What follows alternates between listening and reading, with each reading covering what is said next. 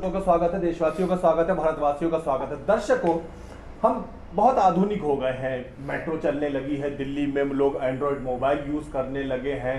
कई नई प्रकार की, अब तो इलेक्ट्रॉनिक स्कूटियों का जमाना आ गया। पहले तो सब लोग बुजुर्ग हो गए देखते हुए कि पेट्रोल डीजल की गाड़ियां चलती थी। काफी आधुनिकता आ गई है, काफी नए प्रकार की पीढ़ी आगे राजनीति और समाज संभालने लग गई है। पर कितने भी हम आधुनिक हो जाएं, आगे बढ़ जाएं, हम पुरानी चीजों को नहीं भूल सकते। हम जब भी लाल किले के पास से जाते हैं तो हमें याद आता है कि किसी पुराने शाहजहां ने बनाया था। हम जब भी दिल्ली की बड़ी बड़ी चमचमाती यूनिवर्सिटियां, गलियां, फ्लाईओवर देखते हैं, हमें अपने आप याद आ जाता है कि एक 80 साल की पानी बदल ले वहीं रख दे, दीक्षित ने इसको बनाया था।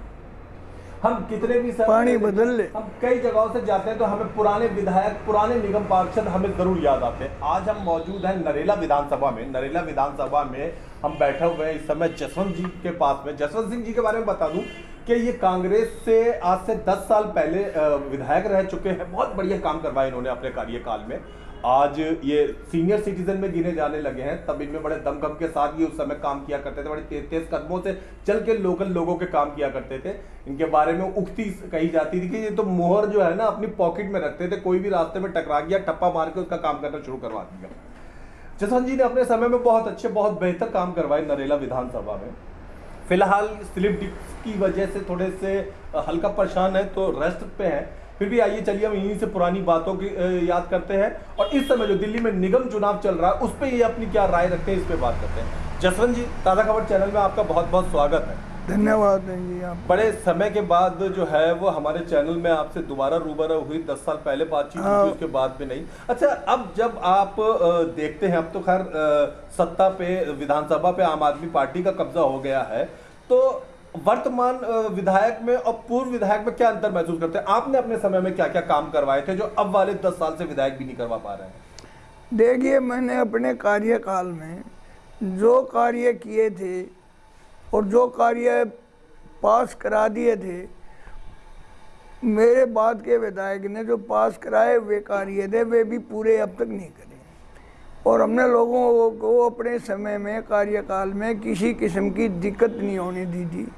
आज भी मैं एरिया में जाता हूं तो लोग मुझसे बड़े दुख के साथ कहते हैं कि राणा जी, जो आपके समय में काम हो गया उसके बाद कोई कार्य नहीं हुआ। अब ये काम कितने गिनाऊं, बहुत ज़्यादा काम है, लेकिन मैं इतना ही कह सकता हूं, जब लोग मेरे सामने ये कह देते हैं कि जी आपके बाद काम नहीं हो, तो मैं ये अपने मुंह से और उस बात को क्या बार बार दोहराऊंगा।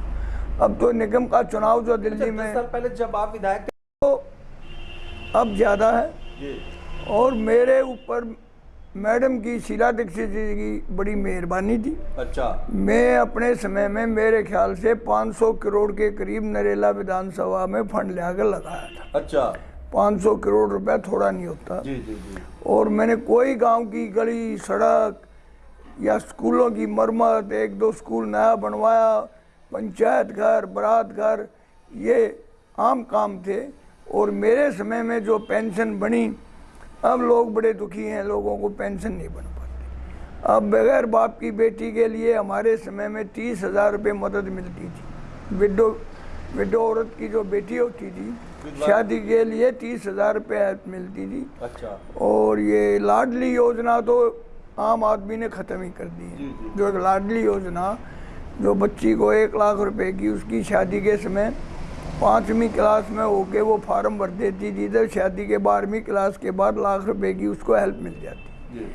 तो इनकी तो अब मैं क्या बुराइयां गिनाऊं, आम आदमी ने तो कुल मिलाकर दिल्ली में, पूरी दिल्ली का ही भट्ठा बैठा दिया। अब आप एक बात देखिए, फ्री अनाज की जो ये एक रट लगाए हुए हैं, हमारे कांग्रेसी भाई इस बात का, अपने किए हुए कार्यों का व्याख्या नहीं कर पाते। क्योंकि 2 रुपए किलो गेहूं, 3 रुपए किलो चावल और मनरेगा स्कीम, ये कांग्रेस की देन थी। ये फूड सिक्योरिटी बिल कांग्रेस का देन है, कांग्रेस का देन है। उस टाइम 2 रुपए किलो गेहूं, 3 रुपए किलो चावल, इन्होंने फ्री क्या कर दिया भाई? एक फ्री का ड्रामा करे, ये फ्री है। अगर महिला बस में बैठो, बगैर काम किए कि वो सैर करने दिल्ली को निकल जाएगी, और कोई काम नहीं, वो फ्री है ना। ज़्यादा फ्री का हम देंगे तो ये जनता बिल्कुल नकारा हो जाएगी और आगे आने वाले समय में देश को बड़ी भारी इसकी कीमत चुकानी पड़ेगी। फ्री के चक्कर में कहाँ तक दे दोगे आप? ये इंसान नकारा हो जाएंगे, काम नहीं करेंगे। हम जनता के हित में हैं, लेकिन जनता को उतनी चीज़ उतनी अहमियत दी जाए जितनी की उसको हकीकत में ज़रूरत है। लेकिन जो फ्री पानी और फ्री बिजली का वादा करके आम आदमी सत्ता में इस समय काबिज है, आपको लगता है कि ये उतनी बेहतर योजना है नहीं? ऐसा नहीं होना चाहिए। ये हम पे ये देता है जी हमारे राब जैसों से ये लेता है जी और अब बिजली चार्ज के इतने चार्जेस ठोक के ले रहा है जो बिल भरने वाले आज ऊपर वाले आदमी रो रहे हैं, जी इतना भारी बिल दे रहा है। तो ये कौन सा न्याय की बात है? कुछों को बिल्कुल फ्री और कुछों पे भार डाल दे, ये भी कोई अच्छी स्कीम नहीं है जो कि देश की जनता के प्रति अच्छी स्कीम कहलाती है। अब आता है निगम चुनाव का सिलसिला, अब जो फिलहाल दिल्ली में चला हुआ है। अब की बार वैसी बात नहीं है जो कांग्रेस को सीट नहीं मिलेंगी, निगम में काफ़ी सीट मिलेंगी। ये तो मैं अभी डायरेक्ट नहीं बता सकता अभी कितनी मिलेंगी, लेकिन पहले से बहुत अच्छी सीटें मिलेंगी। कांग्रेस के कैंडिडेट बड़े सक्रिय हैं और जनता इनके साथ अब की बार जुड़ी हुई है।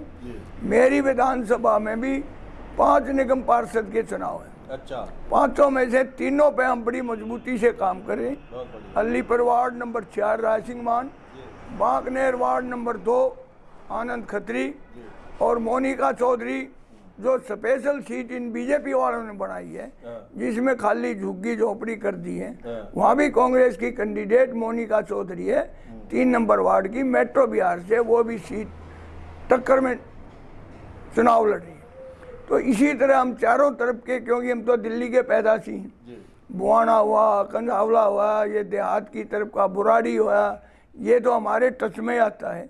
एक थोड़ा मरौली हमसे दूर पड़ता है, नहीं पहले हम मरौली तक भी दौड़ मारते थे, क्योंकि अब के शरीर में थोड़ा डिस्क प्रॉब्लम होने की वजह से मैं ज़्यादा घूम फिर चल फिर नहीं रहा। मैं अपनी नरेला विधानसभा और साथ के जो कॉरपोरेशन के इलेक्शन है, जैसे देवेंद्र यादव का है मेरे से टच है, सुरेंद्र बुआना है मेरी विधानसभा के टच है, बुराड़ी है वो भी मेरी विधानसभा के टच है बिल्कुल। ये 3 सीटें तो बिल्कुल टच है, तो इनमें तो हम सक्रिय रह के काम करेंगे। देवेंद्र यादव वाली सीट पर जयप्रकाश राणा है हमारे सरसपुर से,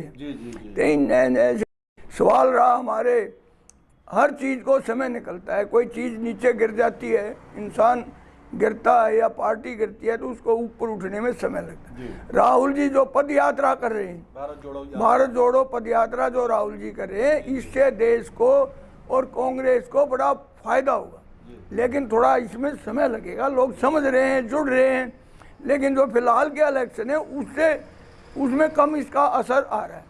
असर है, ये नहीं है कि भाई देश जोड़ो यात्रा में राहुल जी के से नहीं है, असर है, लेकिन समय लगेगा। अगला जो बीजेपी की काट है वो राहुल जी हैं। ये भारत जोड़ो यात्रा बहुत अच्छा संदेश देश के लिए दे रही है, लोग भी समझ रहे हैं, और आपके मीडिया और इनके जरिए आपको भी पता लगता होगा बीजेपी के भी कितने मेन आदमियों ने राहुल जी को उसमें महाराष्ट्र में उन्होंने भी इनको सपोर्ट किया है। जहाँ भी जिस भी स्टेट में जाते हैं, जहाँ एक बीजेपी की स्टेट है वो तो अलग मैटर है, अदरवाइज जो भी स्टेट है सब राहुल जी की इस यात्रा का समर्थन कर रहे हैं, स्वागत कर रहे हैं। और इससे समय से देश के लिए क्या हुआ, इस यात्रा से बहुत कुछ बेनिफिट होगा, समय लगेगा लेकिन बेनिफिट 101% होगा राहुल जी। अच्छा, भाजपा ने धर्म मजहब की बात करके पूरे देश में अच्छे खासी लोकसभा सत्ता हथिया ली, कांग्रेस क्यों नहीं इसी मुद्दे पे, इसी विचारधारा पे अपने कदम बढ़ा? कांग्रेस भी अभी एक इसे कॉरपोरेशन के इलेक्शन होने दो, इसके बाद ऊपर जो मीटिंग होगी उसमें जाएंगे, उसमें हम भी ये सवाल उठाएंगे भाई ये मुद्दे और जोड़कर आप उसको साथ लेकर चलो। ऐसा नहीं है, कांग्रेस कभी भी किसी भी धर्म के विरोध नहीं रही, किसी भी जाति के। जो ये आरोप लगाती है कि कांग्रेस जो है वो मुस्लिम पक्ष में ज्यादा रही, हिंदू विरोधी रही, वो वही तो मैं कह रहा हूँ, ये जो वो लगा रहे हैं आरोप वो गलत लगा रहे हैं। ऐसा नहीं है कि भाई कांग्रेस या राहुल जी मुस्लिम को ज़्यादा वो दे रहे हैं, तरस दे रहे हैं, ऐसा नहीं है। वो सबको सम्मान मानकर चल रहे हैं और सबको बराबर समानता दे के चल रहे हैं। और आज के वक्त का तकाजा भी यही है, सबको सम्मान मानकर चलो। जो जमाने पुराने थे वो लग गए। अब उन्होंने सरदार जी को 10 साल तक जो अल्पसंख्यक समाज से थे एक तरीके से प्रधानमंत्री बना के बराबरी का दर्जा दिया था। मनमोहन सिंह जी को उनके मुकाबले मजबूत करके मनमोहन सिंह जी करके गए। इनमें से वो आप ये बताइए, इनका जो फाइनेंस मिनिस्टर है आज के दिन जी। क्या है, कुछ पढ़ी लिखी है? लेकिन जो पक्का मुझे नहीं पता, पर मनमोहन सिंह के बारे में कहता हूँ बहुत बहुत ज्यादा पढ़े लिखे थे, बहुत कम्युनिस्ट, बिल्कुल वे इकोनॉमिक्स के क्या बोलते हैं उसको, प्रोफेसर रहे थे और बहुत ही अच्छे रहे थे अपने टाइम के, इसीलिए उनको चुनकर प्रधानमंत्री बनाया गया। काबिल आदमी थे और बहुत सुलझे हुए इंसान रहे हैं वो। तो मनमोहन सिंह जी की तो जितनी भी तारीफ की जाए मेरे विचार से उतनी ही कम है। मनमोहन सिंह जैसा पीएम देश को ना मिला है ना मिलेगा। अब बीजेपी का है, ये शोर ज़्यादा करते हैं, काम कम करते हैं। ये तो देश में आज हिंदुस्तान कृषि प्रधान देश है, इसमें हर मौसम में हर आइटम पैदा होता है, सब्जी क्या, अनाज क्या, दूध क्या। अगर ये देश कृषि प्रधान देश नहीं होता तो आज स्थिति देश की ये थी कि लोग रोडों पे उतर आते, भूखे मरते रोडों पर आ जाते। लेकिन ये भगवान की एक देन है, अगर देश कृषि प्रधान है, लोगों को पेट भर खाना मिल जाता है, ये उसी की देन। कम से कम देहाती एरिया में तो मिल ही जाता है। देहाती क्या, शहरी एरिया में भी जाता है। वो जो किसान पैदा करता है शहर में कहाँ से आता है, वही भी जाता। ये जितनी मंडियाँ वहीं से ले जाती। महिला खूब सब्जी भर भर के एक हफ्ते की सब्जी महिला जाके लाती। अगर जो किसान मंडी में ना भेजेगा तो वो कहाँ से खरीद ले, और सस्ते भाव पे। आज तक अगर पिसा है तो किसान पिसा है। किसान का दर्जा किसी, कोई भी अच्छा दर्जा जो किसान को मिलना चाहिए था वो कोई नहीं दे पाया। हमने कांग्रेस के समय भी आवाज़ उठाई थी, किसान देश का जिंदा है तो देश जिंदा है। हमारी आवाज़ पर अमल भी किया गया था। राजीव गांधी जी का जो एक बार स्टेडियम में प्रोग्राम था तो राजीव जी ने खुल के करप्शन पर बोला था। आज मैं वो चीज़ नहीं बोलना चाहता। उन्होंने बोला था जो सेंटर भेजता है वो तरले गरीब तबके के पास 1 रुपया भेजता है तो 25 पैसा होके पहुंचता है। ये उन्होंने का वो बड़ा टुकड़ा भेजते हैं, वहां तक पहुंचते पानी रह जाता है। हमारा जो ब्यूरोक्रेट है इस पे थोड़ा संयम बरत के संयम से लगाम कसी जा। हम ये नहीं कहते भाई डिक्टेटरशिप से, लेकिन देश में आज जरूरत है, क्योंकि ढर्रा देश का बिल्कुल ही उथल पुथल सा नजर आ रहा है। क्या होगा, काफी मुद्दों पर चर्चा परिचर्चा आपसे छेड़ी। अब वर्तमान की बात करते हैं। दिल्ली में इस समय कमान अनिल चौधरी जी संभाले हुए हैं, दिल्ली प्रदेश मुखिया है वो। तो क्या आपका कहना है कि सही हाथों में कांग्रेस है या और बेहतर आदमी होना चाहिए? नहीं, अनिल चौधरी ठीक आदमी, अच्छा नौजवान लड़का है, और जितना समय उसके समय का गुजरा है एक दिल्ली प्रदेश अध्यक्ष के नाते मेरे विचार से समय उसका अच्छा गुजरा है। ऐसा नहीं है कि भाई उसकी परिस्थिति कुछ कमज़ोर हुई हो या कांग्रेस कमज़ोर हुई हो, अनिल चौधरी के उससे मजबूत हुई है और वो अच्छा प्रदेश अध्यक्ष साबित होगा। और की तरफ आता हूं। और अब ये जो दिल्ली का कॉरपोरेशन का रिजल्ट आएगा उसके बाद अनिल जी का व्यक्तित्व और सामने चमक आ जाएगा। अच्छा, किन किन निगम पार्षदों के चुनाव में फिलहाल आप प्रचार के लिए आ जा रहे हैं? मैं जा रहा हूँ ज़्यादातर तो अपनी विधानसभा के राज सिंह मान हुआ, आनंद खत्री हुआ, और ये मोनिका चौधरी जो हमारी मेट्रो बिहार कहलाती है, उस मेट्रो बिहार में 32,000 एकली मेट्रो बिहार में है, 24,000 और साइड से। तो और जो से पास में बुआने वाला है, ये शाहबाद है, देवेंद्र यादव का है जेपी में।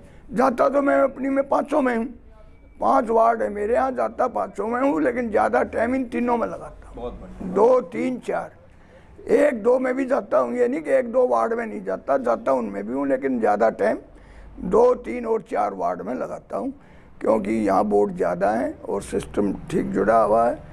और अब की बार दिल्ली में जो कांग्रेस का निगम में खाता खुलेगा, हमें पूर्ण उम्मीद है अच्छी तरह खाता खुल कर आएगा, जिससे बीजेपी को भी झटका लगेगा और झाड़ू वाले को, आम आदमी को भी झाड़ू लगेगा। केजरीवाल जी तो ड्रामेबाज आदमी है, इसका ये ही नहीं पता ये क्या करेगा। अब आपको तीर्थ यात्रा करा के लाएगा, आपके घर में तो बच्चे भूखे बैठे, वो तीर्थ यात्रा करने जो इंसान गया वहाँ से वो क्या लेकर आएगा? वहाँ भी जाएगा तो 200-400 रुपये तो उसको अपनी जेब में चाहिएंगे। 24 घंटे उस तीर्थ यात्रा के भरोसे थोड़ी रहेगा। चाय पानी के लिए कोई समय लगाते तो जो ड्रामे ज़्यादा है केजरीवाल जी के, काम कम है। जिस चीज़ से हम नाखुश हैं, इनकम टैक्स से नौकरी छोड़कर मुख्यमंत्री के पद पर आएगा अन्ना हजारे जिसे आदमी को धोखा देगा वो इंसान किसको क्या बन पाएगा। जय हिंद, जय भारत, जय कांग्रेस। अंतिम बात करेंगे अपने वोटरों को, जो आप पूर्व विधायक रह चुके हैं, बहुत से लोग आपके चाहने वाले हैं, आपको पसंद करते हैं, क्या संदेश देना पसंद करेंगे? आपके इस समय दिल्ली में 249 निगम पार्षद, हम तो अपनी पूरी दिल्ली में एक ही संदेश देंगे अपने वोटरों से, अपने भाइयों से, बहनों से, माताओं से, आने वाले समय में कांग्रेस को वोट देना। मैं यही अपील और यही संदेश है मेरा, सभी से मेरा यही अपील है, संदेश है कि आने वाले समय में 4 तारीख को कांग्रेस का बटन दबाकर कांग्रेस को विजय बनाए। आप लोगों का बहुत बहुत धन्यवाद होगा, साथ में आपके चैनल का भी धन्यवाद। आपने जो चैनल पे मेरे को लिया इसके लिए भी आपका धन्यवाद।